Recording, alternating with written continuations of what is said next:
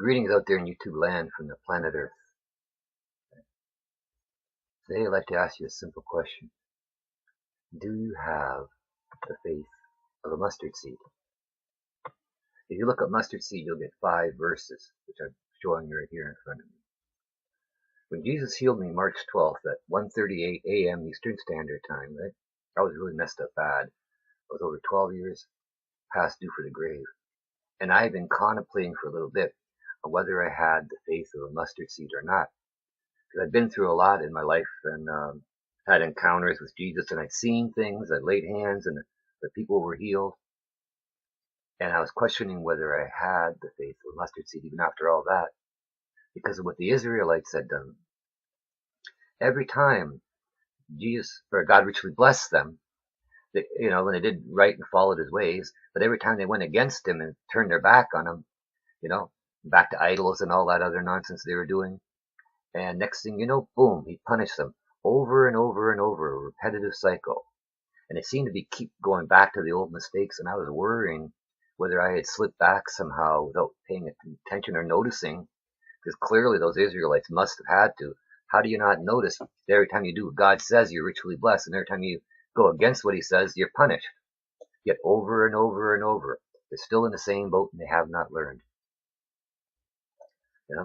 But Jesus clearly liked it. I was questioning myself and checking myself while I was here, and he spoke to me and told me to take off my nitro patches.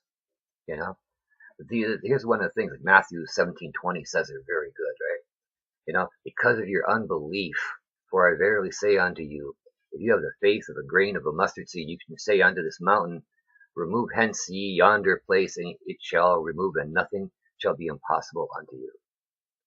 Well, brothers and sisters, I feel stronger than ever. I'm not pumping the nitro spray. I'm not wearing 5 pills or nitro patches a day just to live. I'm not on those stupid pills. Jesus freed me from the shackles of Big Pharma, brothers and sisters, and he can do it to you. Right? All you have to do is ask, and you shall receive. You got to do it from the heart, right?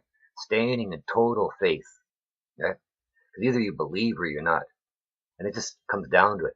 Not a yeah, whatever, like some do, sadly, right? You gotta pray in anticipation of it coming through. From the heart, not the head. Not the repetitive nonsense. But here he puts it in plain words. If you just had the faith of a tiny little mustard seed. I went and I bought some before just to see how tiny they were. So I bought a little bit and I was just staring at them and going, how could I not have that little faith? And for those of you who haven't seen one, go and actually take a look at one to see how tiny they are. A mustard seed can grow into a plant, and if you let it keep growing, it'll grow into a mighty strong tree, by the way. Right?